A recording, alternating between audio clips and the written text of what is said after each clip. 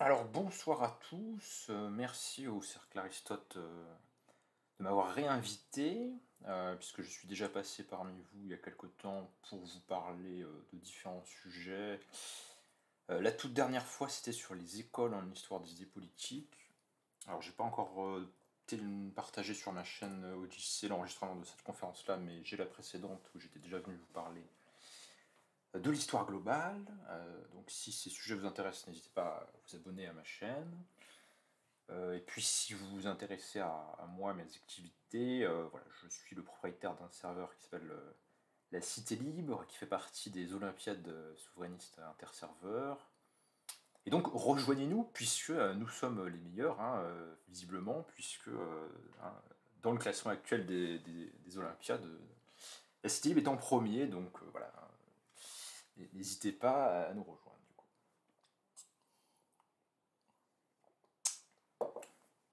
Puisqu'on va gagner évidemment. Ce soir, je vais vous parler de la géographie des frontières. Donc, vous avez le texte, je vais le remettre si jamais, parce que ça commence à défiler un petit peu. Vous avez le texte que je vais lire et commenter, que vous pouvez télécharger depuis la version PDF. Et donc, je vais vous faire une présentation qui devrait durer 40-45 minutes, 50 minutes, quelque chose comme ça. Alors, donc ce qu'on peut dire pour commencer en introduisant les termes du sujet, c'est de repartir ce que j'avais fait dans une vidéo précédente où je m'étais attelé à la tâche de définir la géographie. Et à la fin de cette vidéo, j'étais arrivé à la définition suivante de la géographie qui va nous servir de base de départ, qui est de dire que la géographie, c'est l'étude scientifique de l'ensemble des facteurs naturels ou non qui déterminent l'organisation non révolue des espaces, c'est-à-dire l'organisation des espaces présentes, quoi, hein, tels qu'on peut les observer maintenant, et pas des espaces du passé. L'organisation non révolue des espaces réels ou fictifs dans lesquels il est imaginable que l'action humaine puisse se déployer. Donc ça, c'est ma définition de la géographie. Donc dans une précédente conférence, j'explique pourquoi c'est ça, à mon avis, la bonne définition plutôt qu'une autre. Et si on part de cette base de départ, on va essayer d'articuler ça à la notion de frontière. Alors la notion de frontière est quelque chose qui peut être utilisé couramment de façon très large, hein. On peut dire que entre la porte de ma chambre et le reste de la maison, il y a une certaine frontière, hein, qui se joue par cet élément qui délimite des espaces. Donc dans un sens très général et un peu banal, on peut dire que toute frontière c'est n'importe quoi qui délimite deux espaces différents. Mais c'est pas le sens qui est utilisé dans la science géographique actuelle, hein. La notion de frontière elle peut être utilisée de façon un peu métaphorique dans d'autres sciences sociales, notamment en sociologie. Mais au sens strict du terme, au sens de départ, la frontière, c'est un concept juridique, c'est un concept politique. Et je vais partir de la définition de frontière qui est proposée par un professeur de droit international qui s'appelle Lucius Kaflich. Et donc ce Kaflich nous dit que les frontières sont une ligne ou un espace séparant des territoires terrestres sur lesquels deux États exercent la plénitude de leur puissance, c'est-à-dire la souveraineté territoriale. Donc ça, c'est une définition de la frontière. Bon, elle est pas mal, hein, elle est assez bonne. On pourrait éventuellement contester le territoire terrestre, parce que comme je vais le redire un petit peu après, en fait, il y a aussi des frontières maritimes, et c'est d'ailleurs un sujet de plus en plus actuel dans les réflexions en géographie des frontières sur la question des frontières maritimes, donc c'est pas que des frontières terrestres. Mais bon, c'est une assez bonne définition, et puis c'est vrai que dans les différents types de frontières maritimes qui existent, ce n'est pas à chaque fois... on peut pas dire que dans tous les cas, les États exercent vraiment l'entièreté de leur souveraineté sur tous les espaces marins sur lesquels ils peuvent avoir des droits. Donc effectivement, ça reste une assez bonne définition si on met l'accent sur la notion de plénitude. Donc la frontière, c'est une notion étatique, hein. Il y a frontière parce qu'il y a des États qui se sont mis d'accord ou pas, mais bon, en général, ils se sont mis d'accord au bout d'un moment, sur la délimitation des différents espaces comme relevant de leur territoire. Donc on a une notion juridique d'un côté qui est la frontière, et on a une science de l'autre qui étudie l'organisation des espaces où peuvent vivre les hommes, qui est la géographie. Donc si on essaie d'articuler les deux notions, eh bien faire une géographie des frontières, c'est se demander, de façon un petit peu pédante, hein, je m'excuse du style, mais bon, c'est un peu du style universitaire, qu'est-ce que le droit, et donc qu'est-ce que la politique fait à l'espace? Qu'est-ce que ça change pour un espace d'être un espace frontalier? C'est ça la question de base qui ordonne un petit peu le champ de la géographie des frontières. Une autre manière de le dire, hein, je suis toujours en page 1, c'est de dire que la géographie des frontières, ou plutôt le géographe des frontières, j'ai écrit, c'est celui qui cherche à comprendre en quoi la situation juridique d'un espace comme une frontière modifie l'organisation et l'évolution de cet espace. Voilà, qu'est-ce que le droit fait à l'espace? Qu'est-ce que ça change qu'un espace soit défini par une convention, finalement, par une convention politique, comme un espace de frontière? Et une formule que je trouve intéressante, même si elle est un petit peu pas évidente au premier abord, mais qui fait réfléchir, c'est une formule de la géographe Christiane Albaret-Schulz, qui nous dit que la frontière est une construction territoriale qui introduit de la distance dans la proximité. Alors c'est un peu un jeu de mots ou une sorte de tournure de phrase qui associe la distance et proximité d'une certaine façon, mais je trouve la phrase intéressante parce qu'on sent bien qu'il y a une certaine épaisseur de la frontière qui fait que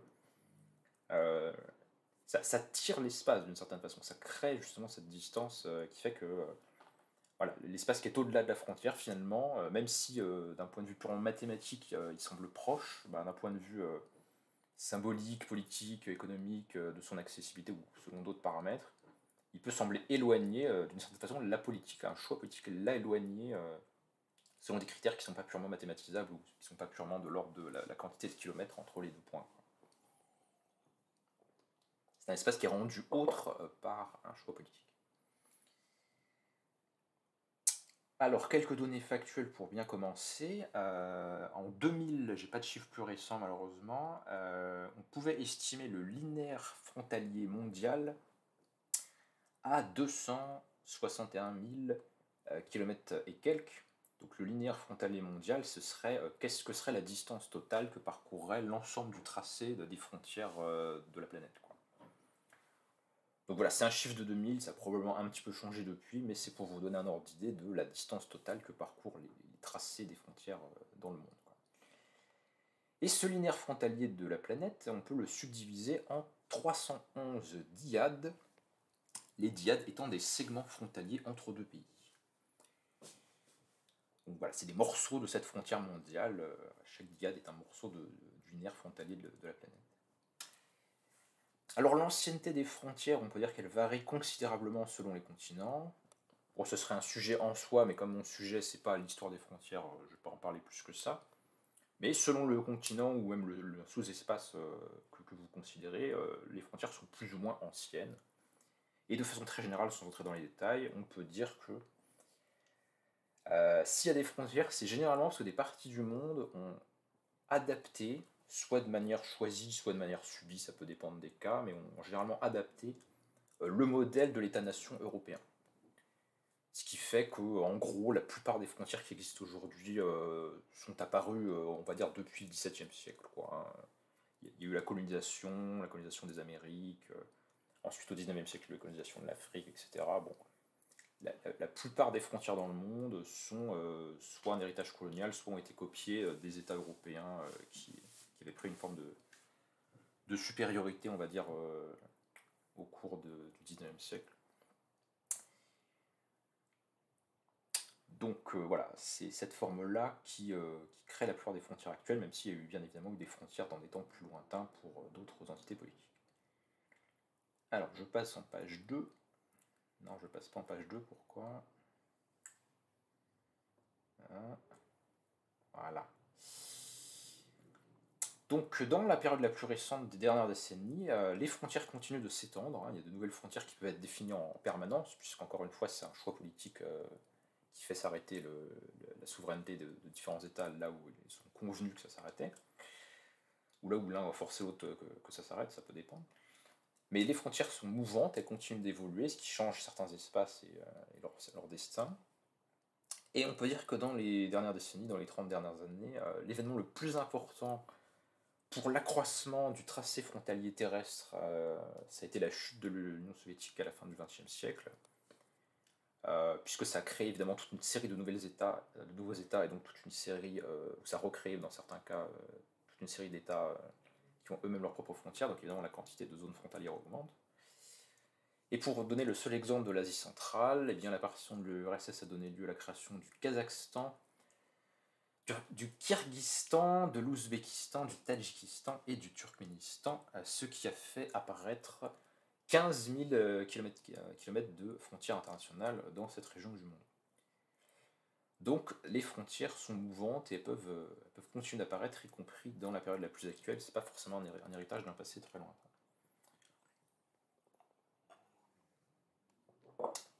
Alors on peut distinguer très grossièrement, en général, deux types de frontières. Je vais partir d'un couple de notions que je trouve intéressant, qui a été proposé par quelqu'un que vous connaissez auprès du Cercle Aristote, qui est l'historien Laurent Henninger. C'était, je crois, dans sa conférence,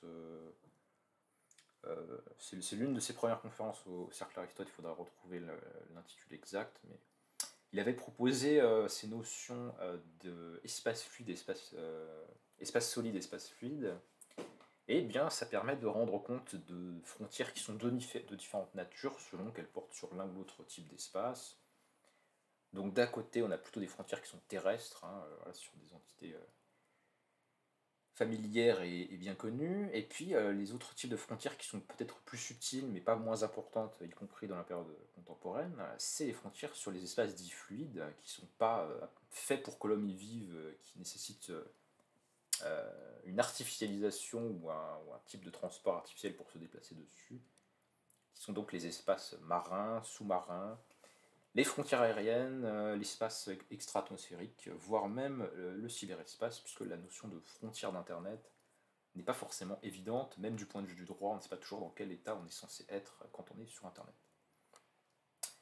Donc selon le type d'espace considéré, il y aura différentes sortes de frontières. Alors maintenant, dans un deuxième temps, je vais vous présenter quelques éléments sur l'histoire de la réflexion des géographes sur les frontières, comment on en est venu finalement à construire une géographie des frontières, quels sont les enjeux intellectuels de ce champ disciplinaire, pourquoi ça intéresse les scientifiques de s'intéresser aux frontières plutôt qu'à d'autres types d'espaces géographiques, comme les espaces ruraux, l'espace urbain, les espaces maritimes, ou d'autres types d'espaces.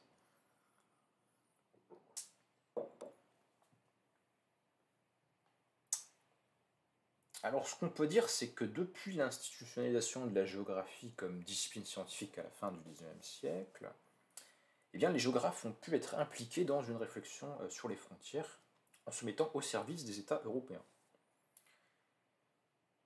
Donc à la base, en fait, c'est un usage purement pragmatique qui est fait des notions géographiques, c'est-à-dire que les géographes ne réfléchissent pas vraiment en géographe, c'est-à-dire pourquoi l'espace est organisé comme il est, mais ils vont mettre au service des connaissances, on va dire, d'ordre de localisation, de situer des points sur des cartes et ainsi de suite, pour permettre à des États d'atteindre des buts politiques. C'est bien cet usage-là, qui n'est pas vraiment scientifique mais plutôt politique, qui est fait de la géographie des frontières initialement. Donc durant la période coloniale, les géographes sont impliqués dans la définition des zones de partage d'influence pour les puissances coloniales européennes. Et un exemple important de ça, c'est la conférence de Berlin de 1884-85, où les différentes puissances coloniales européennes organisent un véritable partage de l'Afrique, où on trace des États et donc des frontières dans des zones du monde où il n'y en avait pas, avec des frontières qui sont souvent en ligne droite, complètement bourrines. Quand vous voyez une frontière en ligne droite sur une carte, c'est très souvent le fait que ça a été tracé de façon unilatérale par une puissance et que ce n'est pas le résultat de nombreux petits conflits locaux ou d'une évolution historique de long terme.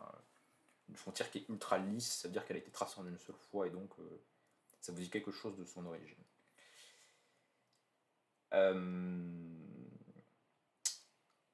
Donc, conférence de Berlin, on se découpe l'Afrique, on trace des frontières qui souvent n'ont pas de réalité pour les populations locales, les peuples du coin, voilà, sont dans des échanges économiques, sociaux et culturels qui ne savent, enfin, qui, voilà, qui ne, on leur demande pas leur avis quand on trace ces frontières-là, donc c'est des frontières qui n'ont pas forcément de sens et qui seront donc facilement traversées puisqu'elles ne recoupent pas des réalités préexistantes. Ça causera aussi des problèmes à la décolonisation.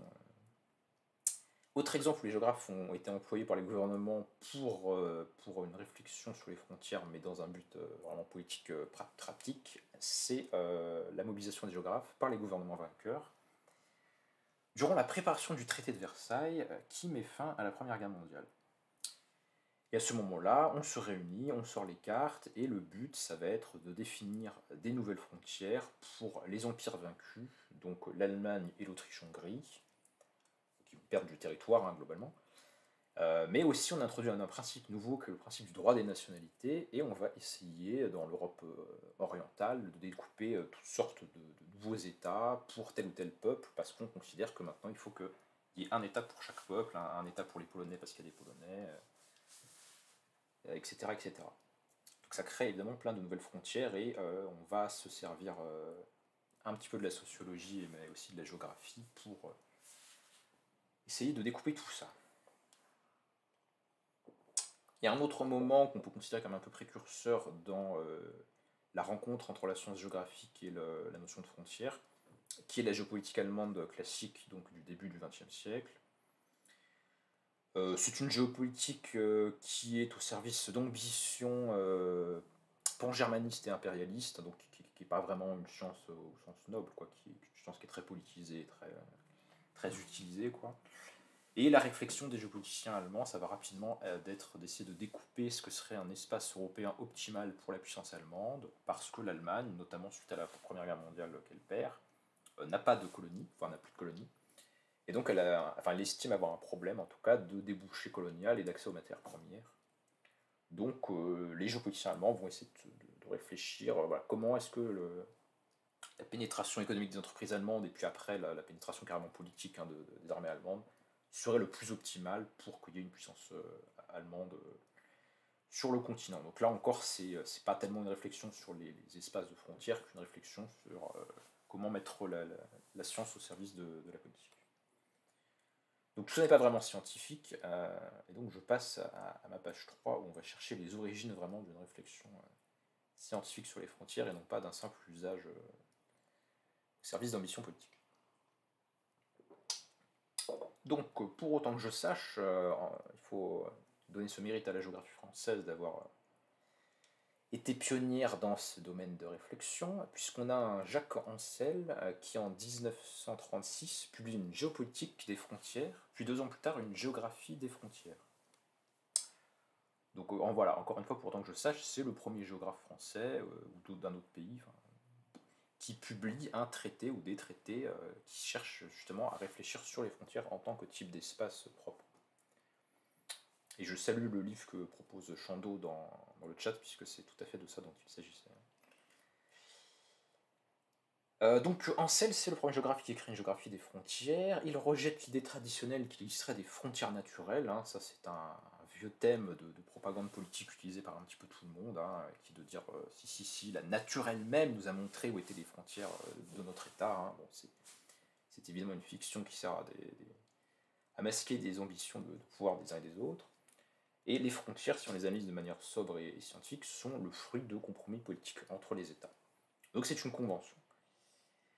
Et dans son bouquin, il lit les auteurs de géopolitique allemande de son époque, et il les critique comme étant politisés, et même comme porteurs d'une idéologie qui est belliciste. Donc, il y a une dénonciation de la science allemande, et quand on voit les dates, on comprend bien que c'est plus vraiment de la science, mais c'est plutôt de la propagande, en fait.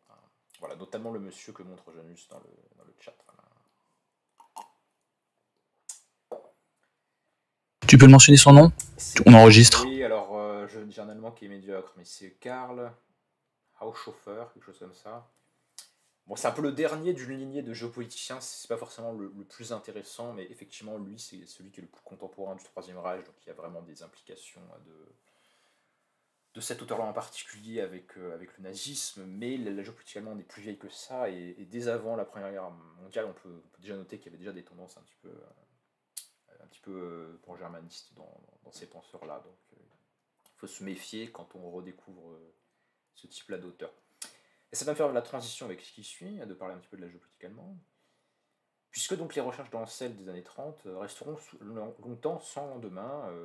Voilà, ça n'intéresse pas vraiment les géographes de réfléchir à la géographie des frontières. On voit que c'est un sujet, les frontières, qui est quand même très politique. Donc voilà, les universitaires, souvent, ils se cachent un petit peu par rapport au sujet politique pour ne pas trop, voilà, ne pas trop déplaire, ne pas trop froisser. Voilà, c'est des choses que les géographes en particulier ont longtemps cherché à éviter pour conserver leur crédit, on va dire. Mais tout va changer à partir de 1976 en France, puisqu'on a un géographe qui s'appelle Yves Lacoste, que certainement vous connaissez de nom, qui est un auteur marqué à gauche politiquement, et qui va lancer une revue qui s'appelle la revue Hérodote, qui continue de paraître aujourd'hui, donc c'est une des revues importantes de la géographie française.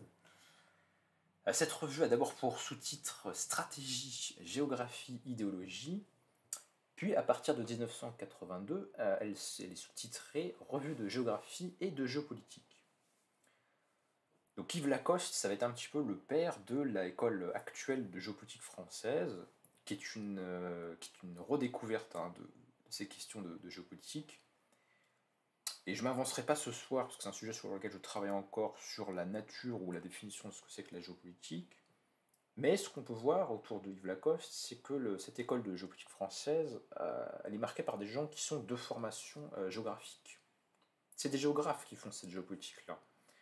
Et c'est pas forcément toujours le cas des auteurs qu'on range dans la catégorie géopoliticien, parce que selon les définitions, selon les manuels, selon les auteurs, vous allez avoir des gens qui vous disent que la géopolitique, en fait, c'est une sous-branche des relations internationales. Alors que dans le cas français, c'est pas vraiment ce parcours-là académique qu'on trouve, c'est des géographes qui développent une sous-branche de ce qui concerne la géographie, qui serait la géopolitique. Donc il y a un peu un conflit qui reste à trancher sur la nature de la géopolitique en termes de science, ça se classe où. Mais en tout cas, c'est avec Yves Lacoste que la géopolitique revient en France sur le devant de la scène, revient quelque chose de légitime, parce que jusqu'à présent, elle avait été discréditée par ces associations avec l'impérialisme allemand. Et donc pendant longtemps, c'était un peu sulfureux de dire qu'on faisait de la géopolitique, quoi. Alors, quel lien est-ce qu'on peut faire entre la Renaissance, enfin la naissance même d'une école de géopolitique française avec Yves Lacoste dans les années 70 et la géographie des frontières qui est plus tardive? Voilà, quelqu'un a mis le livre classique de Lacoste qui a effectivement marqué la discipline française. La géographie, ça sert d'abord à faire la guerre. Alors, quel lien on peut faire entre la renaissance de cette géopolitique et l'étude de la géographie frontalière? Eh bien, le lien, c'est que les géopoliticiens étudient quelque chose du genre la dimension spatialisée des conflits, voilà, quelque chose comme ça. Et les conflits, eh ben, ils ont souvent lieu à la frontière. Donc effectivement, on note tout de suite le lien qui peut se faire entre la géopolitique d'une part et la géographie des frontières d'autre part. Le fait que les conflits soient lieu à la frontière ne veut pas dire que toutes les frontières sont en conflit ou que tous les conflits sont aux frontières. Mais il y a un lien qui se fait un petit peu entre les deux. Donc voilà, donc j'ai mis une flèche qui dit filiation de la géopolitique vers la géographie des frontières. Et c'est ce que nous confirme un manuel récent qui est Emmanuel de Philippe Sierra, qui nous dit dans le contexte marqué par le succès de la revue Hérodote, Michel Fouché, un autre auteur, un géographe, entreprend une thèse de grande ampleur sur les frontières, à l'origine d'un ouvrage majeur intitulé Front et frontières. On notera que front, c'est une notion plutôt militaire, et c'est la notion d'ailleurs dont le mot frontière est dérivé étymologiquement. À l'origine, la notion de frontière, ça désigne la ligne de front d'une guerre, quoi. Donc il fait un ouvrage en 1988, Front et frontières, un an avant la chute du rideau de fer. Et alors cette date, donc quasiment la date de la fin de la guerre froide, ça marque peut-être de manière un peu paradoxale la naissance d'un champ de recherche en France, mais après on pourrait parler de la situation des autres pays. Et ça marque un peu la naissance de la réflexion sur les frontières. Et alors là, il y a quelque chose il est important de s'arrêter un petit peu là-dessus, parce que c'est important, quoi. Finalement, pourquoi est-ce qu'on fait de la géographie des frontières depuis 30 ans? Pourquoi est-ce qu'on en fait depuis quasiment la chute du mur de Berlin? Euh,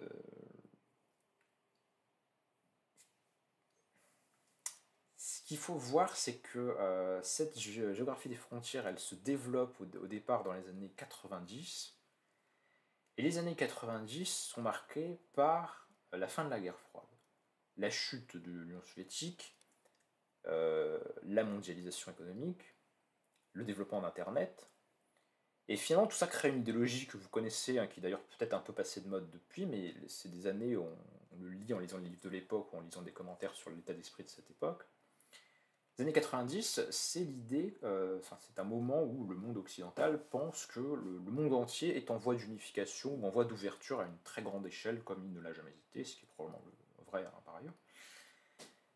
Et donc on a l'idée que ça va continuer, que le monde va devenir de plus en plus ouvert, de plus en plus lisse, de plus en plus mobile, circulant. Voilà, bon. Et dans ce contexte-là, en France, il y a un auteur qui n'est pas géographe, qui est un politologue, qui est Philippe Moreau Desfarges, qui en 93 fait un livre qui s'appelle La mondialisation, sous-titré La fin des frontières. Donc ces années 90, elles sont pas mal marquées par l'idée que c'est la fin des frontières, et que c'est très bien, enfin bon, il y a des gens qui trouvent que c'est très bien, mais en tout cas, il dit que les frontières s'ouvrent et qu'il y en a plus, qu'il y en a moins, qu'il n'y en aura plus, enfin, voilà, que c'est une tendance historique. Certains iront même jusqu'à dire que c'est la fin de l'histoire, donc ça c'est la thèse de Fukuyama, l'auteur américain qui a eu du succès à cette période-là. Donc, développement de l'intérêt pour les frontières, paradoxalement, au moment où on s'aperçoit qu'elles seraient en train de disparaître ou en train de changer de nature, en tout cas. Donc, j'ai mis d'autres références là, qui montrent que ça s'est un peu développé dans cette période-là. Alors, en France, me semble-t-il, le principal chercheur, le principal universitaire qui fait de la géographie des frontières, c'est donc Michel Fouché. Depuis sa thèse, il a fait de nombreux autres livres. Je ne l'ai pas cité, mais il a fait notamment le numéro de la documentation photographique sur les frontières. Donc la documentation photographique, pour ceux qui ne savent pas ce que c'est une revue de type universitaire qui est publiée par le CNRS, sauf erreur de ma part. Et c'est la revue qu'on conseille aux étudiants en histoire-géographie, aux professeurs qui veulent se documenter voilà, sur un sujet avec une vraie base scientifique. C'est une petite revue d'une 60aine de pages hein, qui coûte assez cher, mais qui est bien faite avec des cartes et tout. Bon. Donc il y a principalement Michel Fouché qui travaille dessus, mais ça devient un thème qui se développe, qui devient un thème à la mode. Donc entre 2000 et 2019, il y a eu 26 thèses de géographie en France faites sur les espaces frontaliers. Donc c'est considérable, hein, vraiment, c'est une quantité de travail scientifique qui est tout à fait considérable. Il faut vous dire qu'à chaque fois que quelqu'un fait une thèse, on forme en fait un chercheur qui travaille sur la frontière, je sais pas, américano-mexicaine, enfin Mexique-USA, la frontière de tel endroit, etc., etc. À chaque fois, on forme quelqu'un qui est un spécialiste du sujet, quoi. Donc c'est un travail qui est considérable consacré à cette thématique. Un autre signe qui montre que c'est un sujet, voilà, un thème qui gagne de l'importance, l'étude des régions frontalières, c'est que ça devient donc il y a le cas de la frontière américano-mexicaine qui est très très étudié, voilà, qui est un peu un cas d'école, mais ce qui montre que l'étude des frontières gagne du terrain dans l'enseignement et les préoccupations de la recherche scientifique. Donc c'est les thèses que j'ai citées pour la recherche scientifique, mais pour l'éducation scolaire, il faut voir que dans les programmes en vigueur actuellement de la classe de première, alors les programmes en vigueur actuellement, si je ne dis pas de bêtises, ils datent de 2016 ou quelque chose comme ça. Hein, mais dans les programmes en vigueur actuellement, on étudie le tracé frontalier des frontières de l'Afrique dans le thème, dans la classe de première. Dans la classe de terminale, les lycéens étudient la question des mers et des océans dans la mondialisation, et on peut, parmi les études de cas possibles, étudier le cas de la mer de Chine méridionale. mer de Chine méridionale, qui est un espace divisé par de nombreuses frontières, hein, avec le Vietnam, avec les Philippines, avec tout ce qui est autour, quoi, et qui est un espace très tendu au niveau géopolitique, hein. C'est considéré comme un des espaces qui pourrait amener à des tensions majeures, enfin il y a des crises, quoi.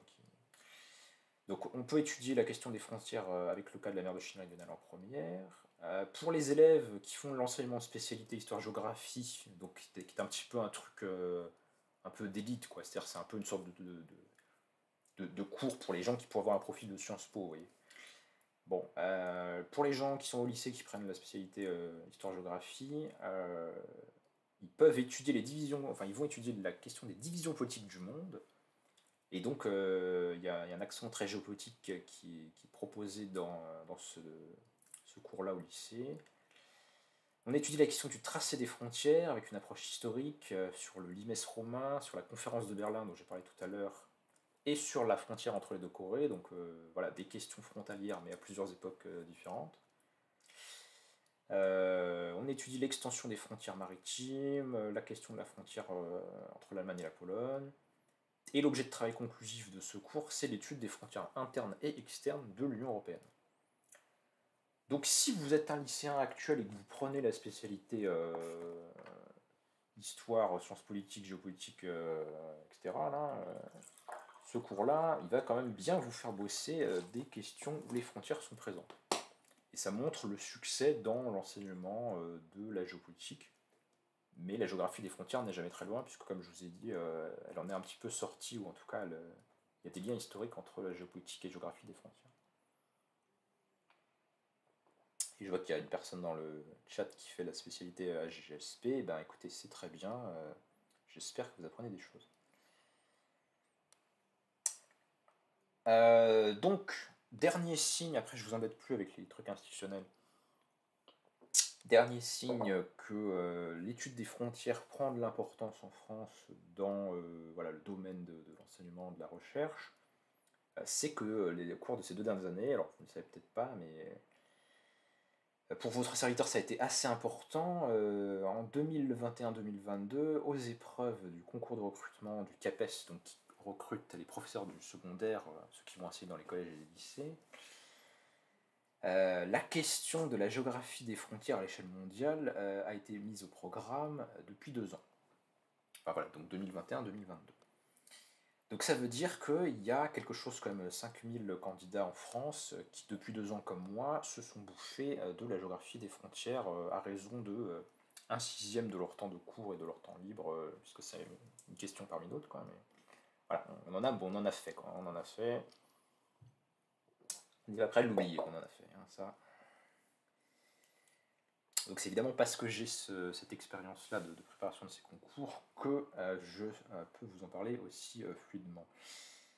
Donc ça fait 2 ans que l'État français finalement, et donc c'est-à-dire quelque part un petit peu vous, hein, dans la mesure où vous avez une quelconque once de pouvoir sur ce que fait l'État français, qui se discute. Mais bon, ça fait 2 ans que l'État français demande aux candidats qui vont être des futurs profs de réfléchir entre autres choses à la géographie des frontières.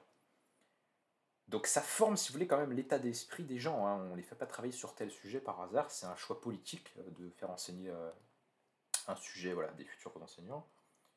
Parce qu'on découvre ce que font les chercheurs, ça met en valeur certains chercheurs qui sont sur certains domaines par rapport à d'autres. Donc c'est un vrai sujet politique d'avoir son domaine d'études au programme du CAPES ou de l'agrégation, quoi. Ça va avoir des effets sur un public d'étudiants de bon niveau qui se comptent par milliers dans le pays, et ça va avoir un effet sur la formation des futurs enseignants pour, je ne vais pas dire pour une génération, mais ceux qui auront préparé le concours telle année avec telle question, ça va les marquer un certain temps, quand même. Parce que l'année prochaine, enfin cette année là, pour le concours qui vient, il me semble qu'on va mettre de la géographie de l'Amérique latine. Voilà, moi j'en ai pas fait, mais si pendant 1 an vous bossez un petit peu de la géographie de l'Amérique latine, je sais pas, peut-être que ça va vous rendre curieux de l'Amérique latine. Enfin bon, ça va avoir des effets sur l'évolution d'une génération intellectuelle potentiellement. Donc c'est quand même pas tout à fait neutre de dire ça, et c'est pour ça que je mettais la question de consécration en point d'interrogation. Parce qu'avoir pendant 2 ans, 2 ans, hein, parce que ça peut changer tous les ans, hein, des fois ça change pas, mais bon, voilà, 2 ans de suite, la question des frontières, pour tous les chercheurs qui travaillent sur les frontières, c'est c'est une aubaine, quoi. Ça va vraiment mettre en valeur leur recherche, ça montre l'intérêt de l'État pour leur domaine de recherche, ça montre l'influence de ce champ de recherche parmi d'autres champs de recherche possibles qui ne seront pas mis en avant, du coup. Alors, par exemple, moi j'aime bien la géographie des villes, on n'a pas fait de géographie des villes. Hein, voilà. Bon. Alors, pour vous donner un exemple des implications que ça peut avoir de travailler cette question des frontières, je vous montre rapidement, parce que alors vous le voyez, enfin, si vous êtes comme moi sur la page 5 du coup, de la brochure, tout l'enjeu intellectuel quand on est un étudiant, qu'on est amené à préparer ses concours, c'est d'essayer de deviner le sujet du jour J où on va vraiment passer 6 heures à disserter, et à faire des cartes, et à faire des croquis, et à faire des trucs incroyables sur le sujet qui va tomber. Donc moi, pour la question des frontières, j'avais essayé de prévoir un peu les sujets possibles, et je vais noter les 15 trucs suivants, sachant qu'il faut vous dire qu'à chaque fois, le but intellectuel, c'est comme voilà, définir les termes, les articuler, sortir une problématique, faire un plan, enfin bon, des opérations que vous connaissez si vous avez déjà fait un peu, si vous avez ne serait-ce que le niveau d'un terminal, quoi. Alors les types de sujets auxquels moi j'avais réfléchi, c'était frontières et mobilité, frontières et migration, frontières et tourisme, franchir les frontières ou la question du contrôle des frontières, frontières et coopération. Donc celui-là, c'était pas trop mal vu parce que le sujet de l'année dernière, en géographie, pas en dissertation, mais en commentaire de texte, enfin non, c'est pas commentaire de texte, commentaire de document. Le sujet qui est tombé l'année dernière en commentaire de document, c'était donc la question des frontières entre tension et coopération, un truc dans ce genre-là. Donc bon, finalement, j'avais pas totalement raté la possibilité de trouver le bon sujet. Autre sujet que j'avais un petit peu travaillé, frontières et mondialisation, frontières et espaces naturels, frontières et territoires, les espaces frontaliers sont-ils des marges? Bon, ça c'est pas un vrai sujet parce que c'est normalement jamais formulé comme une question de cette façon-là, mais bon, réfléchir un peu à la question des marges quand on réfléchit aux frontières. Frontières, espaces vécus, et un autre un petit peu du même genre, mais pas tout à fait, qui était habiter la frontière. Donc là, c'est plutôt de la géographie culturelle ou de la géographie humaniste. Hein. Qu'est-ce que ça fait aux gens d'être des gens qui vivent aux frontières? Voilà, qu'est-ce que ça change pour les acteurs, leur mentalité? Bon. Un thème qui est très très présent, j'y reviendrai, c'est dans les études scientifiques, c'est la question de l'emmurement ou de la barriérisation. Donc en quoi les frontières se hercent de murs, hein, voilà, prennent des apparences nouvelles avec la construction de systèmes pour empêcher les gens de les traverser. Très très importante aussi, et ça je l'ai eu cette année en colle, en oral, la question des frontières maritimes. Et enfin, dernier truc un petit peu plus libre, on va dire, mais que moi j'aime bien, parce que j'aime bien ce type-là de problématique, c'était la question du corps à la frontière, ou encore la question de l'art à la frontière. Donc là, c'est vraiment de la géoculturelle un petit peu déconcertante, mais ça peut servir pour varier un petit peu les exemples quand on fait de la dissertation, ce qu'on veut démontrer.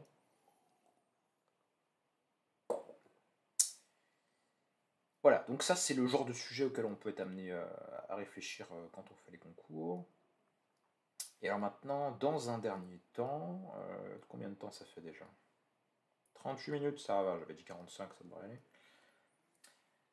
Dans un dernier temps, donc je ne ferai pas d'études de cas, hein, je ne vais pas vous parler des frontières de tel endroit particulier, on m'a dit que je pourrais parler de l'Ukraine, je ne vais pas parler de l'Ukraine, hein, voilà, spoil, parce que je ne suis pas spécialiste de l'Ukraine et parce que je ne sais pas si c'est vraiment très intéressant de discuter des frontières d'un espace où justement elles sont en redéfinition pour des raisons politiques. Ça pourrait être intéressant rétrospectivement de réfléchir à qu'est-ce qu'étaient les frontières de l'Ukraine juste avant qu'il y ait la guerre. Mais bon, maintenant, j'ai envie de dire qu'elles sont plus mouvantes que jamais. Hein, donc, parce que où est-ce que la souveraineté pleine et entière de l'Ukraine s'applique concrètement sur le terrain? Je pense que ça varie pas mal ces temps-ci. Donc je ne vais pas faire d'études de cas, je vais simplement vous donner quelques concepts clés qu'on utilise en géographie des frontières, et puis ça va vous permettre, si vous voulez vous-même réfléchir sur la situation d'une région frontalière, de pouvoir utiliser ces notions pour interpréter la situation que vous étudiez. Voilà, qu'est-ce que cet espace a de particulier par rapport à un autre espace frontalier, qu'est-ce que ça change d'être un espace frontalier. Voilà, c'est un peu une approche par les notions, parce que moi j'aime bien l'épistémologie. Donc. je vais vous présenter quelques-unes des notions que manient les géographes des frontières, et comme toute discipline intellectuelle, ils ont un petit peu leur jargon à eux, qu'il faut pénétrer, faut rentrer dans ces notions. C'est comme la philosophie, ou c'est comme je sais pas, le droit, ou n'importe quelle activité un petit peu intellectuelle. Voilà, il y a un vocabulaire particulier à manier quand on fait de la géographie des frontières, donc il faut essayer de comprendre un petit peu ces notions. Alors, premier couple de notions qui est relativement facile, je pense, à appréhender, c'est un peu barbare sur la formulation, mais c'est la notion de défrontiérisation, et le contraire qui est la refrontiérisation. Donc c'est un peu moche et barbare, il y a probablement une partie des auditeurs qui vont fuir la conférence à ce stade, parce qu'effectivement c'est des mots. Voilà. Mais alors bon, si on essaie de passer le choc verbal de la rencontre avec ces formulations, finalement c'est quoi ces notions? Donc la défrontiérisation se définit comme la dévaluation des fonctions frontalières qui s'opère étape par étape dans le but de favoriser l'intégration régionale et ou la coopération transfrontalière. Elle se caractérise par une atténuation de l'effet barrière. Donc en gros, on dit qu'une frontière se défrontiérise. C'est un processus, c'est important de voir dans cette notion, c'est le sion. C'est un processus qui peut se faire par étapes, qui peut être plus ou moins poussé. Bon. Un espace frontalier se défrontiérise lorsque il peut être traversé de plus en plus facilement par de plus en plus de types de flux différents. Alors ça peut être des flux numériques, si on met des réseaux de câbles qui charrient des données, ça peut être des réseaux de personnes, légales ou illégales, ça peut être des réseaux de flux économiques, des marchandises, des biens, voilà. Il y a différents types de flux qui peuvent traverser un espace. Et plus, on va dire qu'un espace est défrontiérisé dans la mesure même où il est de plus en plus facile de le traverser, où il est de plus en plus facile de le parcourir, et donc finalement il ressemble de moins en moins à une frontière fermée. Donc, qu'est-ce qui traduit concrètement un processus de dévaluation de la frontière ou de défrontiérisation? Eh bien, ça va être par exemple la suppression d'emplois dans les douanes. Si on va moins vouloir contrôler la frontière parce qu'on estime que ça n'est pas nécessaire, donc on va perdre d'emplois sur le territoire. Ça a des conséquences économiques pour les gens d'une région frontalière, quand on ferme des postes de douane. Ça va changer le statut de certains terrains, puisque les anciens terrains de services douaniers vont devenir peut-être des friches, des espaces abandonnés, ou des espaces qui pourront être revendus pour faire de nouvelles fonctions. Je ne sais pas, potentiellement on peut créer un restaurant vous savez, de type aire de route sur un coin qui avant était un ancien poste douanier. Enfin, j'imagine, voilà, ça peut devenir les lieux qui avaient une certaine fonction avant peuvent être requalifiés par le fait que la frontière perde son impact filtrant parce qu'elle change de rôle précisément. La dévaluation frontière, ça peut signifier une perte du caractère stratégique des espaces. Voilà, on veut moins les contrôler, on veut moins les rendre filtrants parce qu'on estime que c'est pas utile. Et donc ça a des effets d'intégration. Quand des espaces sont moins séparés par les effets barrières d'une frontière, ils sont plus intégrés, ils communiquent plus facilement, et finalement, plus le processus est accentué, plus ça ressemble à ne pas traverser une frontière finalement que de traverser une frontière qui est totalement dévaluée comme telle. On va dire. Et le processus inverse, de manière parfaitement facile à saisir, c'est la refrontiérisation, c'est le processus contraire. On va parler de refrontiérisation d'un espace de frontière lorsque la frontière s'épaissit, lorsque elle va arrêter de plus en plus de flux, lorsqu'elle va être marquée par de plus en plus d'éléments spatiaux qui caractérisent le fait qu'on essaie de la fermer ou de la contrôler. Alors ça peut prendre des formes traditionnelles et classiques avec des postes douaniers, mais ça peut aussi prendre des formes nouvelles, puisque les frontières sont aussi appréhendées du point de vue des infrastructures, comme les lignes de chemin de fer, mais aussi les aéroports. Les aéroports sont des frontières entre guillemets à l'intérieur des États ou des territoires. Donc finalement, la notion de où se situent les frontières est modifiée par les télécommunications, et les méthodes de transport modernes. Donc voilà, la refrontiérisation, c'est quand la frontière s'épaissit. Bon, je pense que ça va. Et donc, si on manie un petit peu ces deux notions, frontiérisation, défrontiérisation, On peut les mettre en relation avec une notion plus générale qui est proposée par Michel Fouché, donc le spécialiste français de la géographie des frontières, le grand spécialiste, qui est la notion de régime de frontières. Et le régime de frontières, ça veut simplement dire que selon que vous soyez à telle ou telle frontière, eh bien, il y a un ensemble de modalités d'entrée des voyageurs dans un pays donné ou dans un ensemble régional. Et on peut dire qu'un État, il applique un régime de frontières qui est plus ou moins ouvert ou plus ou moins fermé. Refrontiérisation et défrontiérisation, c'est un peu des synonymes d'ouvert et de fermé, simplement on ne parle pas de l'ouverture de la fermeture de n'importe quoi, on parle des zones de frontières. Donc il y a des zones qui sont plus ou moins ouvertes, plus ou moins fermées, selon un curseur qui va de la fermeture totale, qui serait représentée par le cas de la Corée du Nord, jusqu'à une ouverture complète, qui serait représentée par le cas des îles touristiques des Caraïbes dans l'océan Indien. Et de l'espace intérieur européen, qui est aussi donné comme exemple de ce que c'est qu'un espace le plus ouvert qu'on puisse être sans avoir strictement aboli les frontières. Elles continuent d'avoir un statut juridique, mais elles sont extrêmement ouvertes du point de vue des mobilités.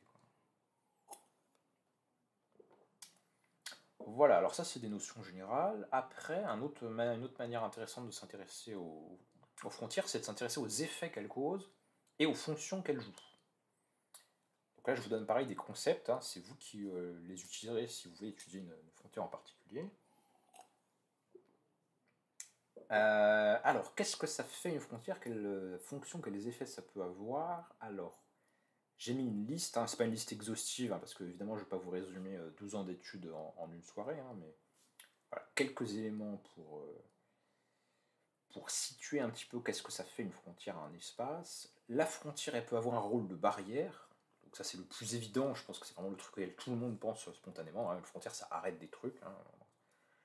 Donc un exemple parlant et très très poussé de cette fonction barrière de la frontière, c'est évidemment le limes romain.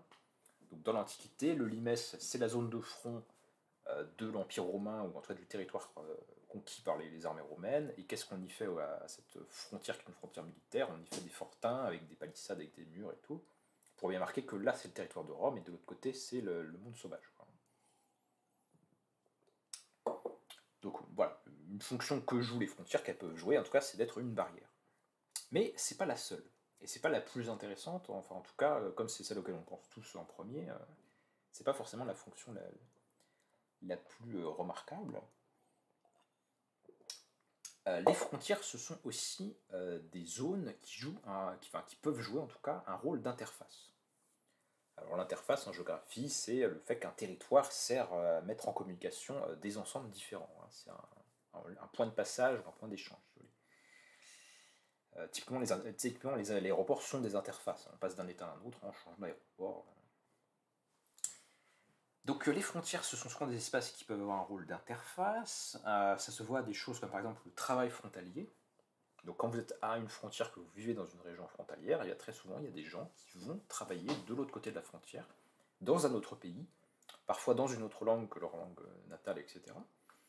Et donc la frontière, l'espace de la frontière, il peut être traversé tous les jours quotidiennement par des très nombreuses personnes pour des raisons de travail, économiques.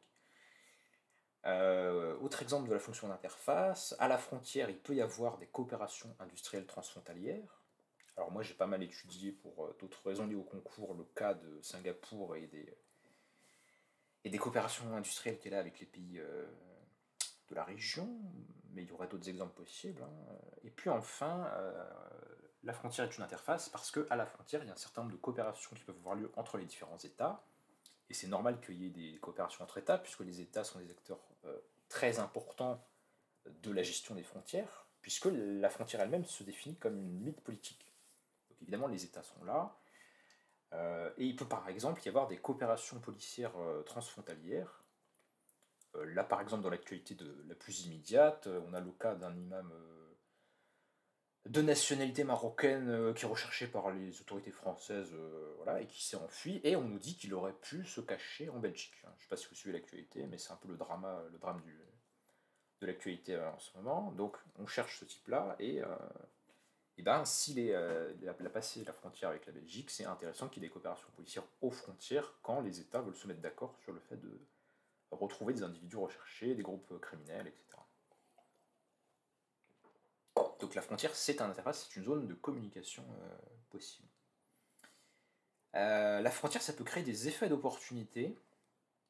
Alors là, ça vient un petit peu soutenu, hein, c'est ce qu'on appelle le différentiel frontalier, donc le fait que les zones de part et d'autre de la frontière sont dissymétriques, sont différentes, ont des spécificités, et ces spécificités créent des intérêts qu'il peut y avoir à traverser la frontière pour aller de l'autre côté, ou en tout cas, chaque zone peut interagir ou avoir un effet sur l'autre, en fait. Par exemple, on a la Lombardie, donc, qui est une partie du nord de l'Italie, qui, donc les autorités locales, hein, réfléchissent au fait de modifier, comment dirais-je, l'imposition sur le revenu pour la rendre plus basse, parce qu'ils ont remarqué que dans la Suisse, qui est juste à côté, donc de l'autre côté de la frontière entre la Suisse et l'Italie, il y a des métiers spécialisés, notamment de la santé, qui vont travailler de préférence en Suisse parce qu'ils ont des avantages fiscaux et des salaires voilà, plus élevés. Donc il y a une espèce de fuite des professionnels de la santé depuis la Lombardie vers la Suisse. Et ça, c'est ce qu'on peut qualifier d'effet d'opportunité. C'est parce qu'il y a une frontière et parce que la réglementation n'est pas la même de l'autre côté que c'est intéressant pour certains acteurs de s'y déplacer. Et éventuellement, le fait qu'on se rende compte qu'il y a des personnes qui s'y déplacent, ça peut amener les pouvoirs publics à se dire finalement, il faudrait qu'à la frontière, dans cette partie-là du pays, ce serait bien que les impôts soient plus bas parce que ça motiverait les gens à y rester. Donc la frontière, en fait, elle a des effets sur la politique intérieure des pays. Quand même, c'est des choses tout à fait pacifiques, hein, comme le fait de voilà, payer les gens plus ou avoir des impôts plus bas. Ce qui se passe de l'autre côté de la frontière a des répercussions sur ce qui se passe à l'intérieur. Une autre fonction que peuvent avoir les frontières, c'est une fonction de protection. Ça, je trouve que c'est un exemple intéressant parce qu'on n'y pense pas forcément. Mais voilà, l'exemple que je donne, mais je ne vais pas forcément le détailler, c'est le cas des réfugiés syriens qui sont partis se réfugier à la frontière turque. Et très souvent, ce qu'on voit en cas de crise dans un pays, c'est que les gens, pour se mettre à l'abri d'un danger quelconque, qui peut être une catastrophe naturelle comme actuellement au Pakistan, ou une guerre, ou enfin voilà, n'importe quelle raison qui fait que des gens peuvent avoir envie de fuir, le fait qu'il y ait une frontière, c'est-à-dire que le fait qu'à un certain moment donné, on sort de la souveraineté d'un certain État pour se mettre sous la protection d'un autre État, eh bien ça peut sauver des vies en fait, ça peut permettre à des gens de trouver une sécurité ou un statut qui est plus favorable que de rester dans un pays en crise. Donc le fait qu'il y ait des frontières peut servir à protéger certains groupes ou à leur permettre de se réfugier à l'abri. Donc c'est un rôle positif finalement des frontières auxquelles on ne pense pas forcément spontanément. Alors un autre rôle des espaces de frontières, c'est que si les États le décident, ça peut leur servir de source de rentrée fiscale, puisqu'on peut très bien décider de taxer les marchandises selon le critère qu'elles ont passé la frontière. Donc taxer les produits, taxer les marchandises, voilà, ça peut être une source de revenus fiscaux. Alors évidemment après c'est une question de choix entre est-ce que taxer ça va pas limiter les flux jusqu'au point où ce sera plus intéressant. Bon, voilà, est-ce que c'est intéressant de taxer ou pas et quel est le niveau optimum de taxation, mais potentiellement ça peut être une source de revenus pour un État. Donc fonction fiscale, on pourrait dire, de la zone frontalière qui la différencie d'autres régions. Ensuite, je vais aller sur les aspects plus culturels et humains que j'aime bien dans la géographie. La frontière, ça a comme effet, ou ça peut avoir comme effet, de produire de la diversification culturelle. C'est ce que nous disent les auteurs d'un article qui nous disent « La frontière crée de la culture, différenciant les sociétés de part et d'autre d'elles-mêmes. » Ouais, je pense qu'il y a une faute de transcription ou une faute d'écriture, mais voilà, ça produit de la différenciation. Alors ça, c'est une idée qui peut sembler contre-intuitive, parce que spontanément, on pourrait se dire bah non, c'est parce que les gens ont une culture différente qu'on a mis une frontière à cet endroit-là et qu'ils se sont séparés. En fait, pas du tout.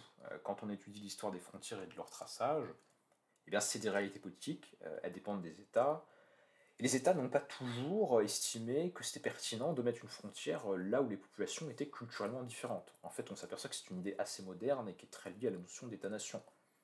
Pendant très longtemps, notamment avec les empires, les frontières étaient mises là où les armées avaient gagné par rapport aux autres armées, ou là où les États s'étaient mis d'accord d'une façon quelconque. Mais le critère de démarcation de la frontière n'était jamais le fait qu'il y ait des populations qui soient culturellement différentes d'un côté ou de l'autre. Ça, c'est quelque chose qui est relativement nouveau du point de vue du droit international, ou c'est quelque chose qui est un effet en fait de la frontière et non pas une cause de la frontière. C'est-à-dire c'est parce qu'on vous a séparé suffisamment longtemps par une frontière politique qu'une certaine différenciation va commencer à se créer entre des groupes de population qui, avant cette séparation politique, pouvaient avoir des échanges, pouvaient se penser comme étant les mêmes individus ou des individus suffisamment proches les uns des autres. Et finalement, c'est parfois la frontière qui crée une différence culturelle, non pas la différence culturelle qui crée une frontière. Alors je pense qu'il y a un exemple de ça qui est assez flagrant et contemporain et qui prouve ce point de manière peu contestable, c'est la frontière des deux Corées. C'est un bon exemple parce qu'on voit bien que après tant de temps à s'être séparés d'un côté et de l'autre, d'avoir adopté des régimes politiques très différents, on est en droit de penser qu'il y a une identité nationale, ou en tout cas des identités culturelles très différentes qui se sont constituées en Corée du Sud et en Corée du Nord, alors qu'au départ, c'était une population beaucoup plus homogène culturellement. Donc la différenciation politique d'un tracé frontalier a des effets, même si ça peut être à long terme plutôt qu'à court terme, mais ça a des effets sur la différenciation des individus, donc la frontière crée de la culture. Et ça c'est quelque chose auquel on ne pense pas forcément spontanément. Enfin, je termine un petit peu là-dessus. La frontière produit aussi, enfin, en tout cas peut produire de la spécialisation linguistique et des identités frontalières. Alors la spécialisation linguistique, c'est tout simplement le fait que si vous vivez à une frontière, peut-être que vous allez avoir l'idée que ce serait intéressant d'apprendre la langue, s'il y a une langue différente, des gens qui vivent de l'autre côté de la frontière. Tout simplement parce que c'est des gens proches géographiquement, c'est des gens que vous allez peut-être rencontrer s'ils se déplacent chez vous, si vous vous déplacez chez eux. Si vous les rencontrez, peut-être que vous allez avoir envie de travailler avec eux, du coup vous avez des motivations économiques à apprendre leur langue. Et finalement, on observe que la plupart des gens qui sont des travailleurs transfrontaliers sont des gens qui, géographiquement, vivent à proximité de la frontière. Voilà, ils ne viennent pas de très très loin. Voilà, les gens qui ont la motivation d'apprendre la langue d'un pays voisin, ce sont les gens de la région où se trouve la frontière. Donc ça pousse finalement l'existence même de la frontière, ça peut pousser à adopter des spécialisations linguistiques. Et de façon liée avec ce point, les gens qui vivent à une frontière peuvent aussi développer une certaine forme d'identité frontalière. C'est-à-dire que pour eux, le fait de vivre dans tel territoire, c'est bien marqué, et puis c'est bien marqué parce que c'est un territoire frontalier. C'est-à-dire qu'ils sentent d'autant plus leur identité que ils sont en contact d'une différence qui peut du coup être culturelle, mais en tout cas qui est au minimum politique, quoi. C'est-à-dire que les gens de l'autre côté de la frontière, ils sont différents, ils ne sont pas sous le même état, peut-être même ils ne sont pas sous le même état et en plus ils ont une culture différente, une langue différente, etc. Et donc ça donne un sentiment qui parfois peut être un sentiment très fort d'appartenir au groupe de ceux qui sont d'un côté donné de la frontière. Parfois les gens qui ont des attitudes, on va dire, très patriotiques pour être neutre, c'est parfois des gens qui viennent de zones frontalières et qui du coup ont le sentiment d'autant plus vif de leur particularisme qu'ils sont en contact de quelque chose de différent. Et puis, dans un sens différent de formation d'une identité frontalière, ça peut être des gens qui ont une identité régionale, en fait, qui se sentent, voilà, de la partie frontalière du pays, quoi. Qui sentent qu'ils ont une différence par rapport à l'ensemble du pays auquel ils appartiennent, parce que ils occupent une place bien particulière qui n'est pas centrale, justement, qui est un peu voilà, sur les bords. Donc tout ça, tous ces choix politiques finalement aboutissent à faire à produire des différences hein, dans la culture, dans la représentation, dans la mentalité, dans la façon dont les gens se perçoivent eux-mêmes et dans la façon dont ils vivent leur propre vie en fait. Et ça c'est quelque chose d'intéressant je trouve dans l'étude de la géographie.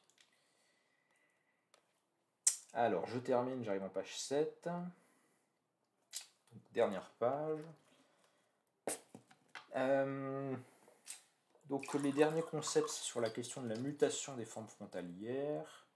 Il y a un gros sujet qui aurait pu occuper toute la soirée, hein, qui est vraiment très étudié en sciences, en géographie des frontières et dans ce qu'on appelle en langue anglaise les border studies, de même qu'il y a des gender studies ou des cultural studies, il y a des border studies, donc des études frontalières en bon français, qui sont assez développées aussi. Hein. suffisamment pour elles aient un nom à elles, quoi, qui est quand même souvent un signe de développement important d'une sous-discipline.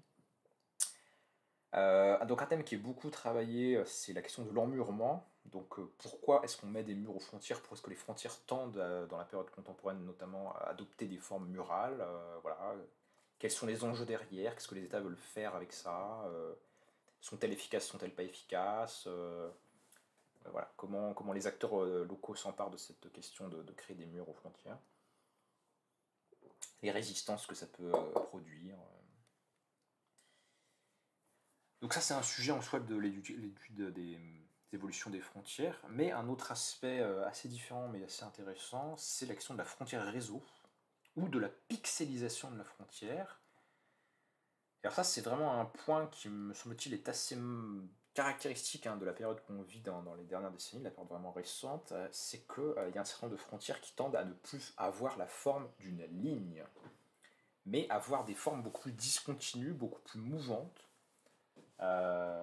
Donc l'un des exemples qui est d'avancée, c'est la question des douanes volantes. Donc maintenant, il y a des douanes qui peuvent opérer relativement loin géographiquement de la frontière au sens purement juridique. Donc finalement, la frontière prend un sens qui devient un petit peu discontinu, un petit peu plus en profondeur, si vous voulez. Voilà, la frontière prend de la profondeur.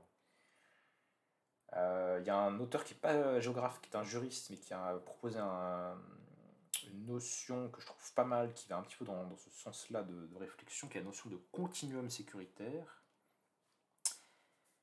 et qui nous dit du dépistage des risques en amont avec le projet du système européen d'autorisation de voyage sur le modèle de l'ESTA, un contrôle dans la zone frontalière à l'aide d'un nouveau corps européen de garde-frontières opérationnel depuis 2016, et un contrôle en aval sur le territoire national grâce à l'interopérabilité des bases de données sécuritaires et migratoires, qu'elles soient nationales ou européennes. Donc ça veut dire finalement que le contrôle aux frontières ne se fait plus vraiment physiquement sur le lieu même au sens juridique de la frontière, mais que la frontière tend à prendre un sens qui se dilate, quoi. La frontière, elle commence finalement un peu avant, avec des contrôles dans des pays d'origine, notamment pour la question de l'immigration clandestine. Mais il y a aussi des contrôles qui peuvent se faire sur le territoire lui-même, avec les douanes qui se déplacent, avec la surveillance.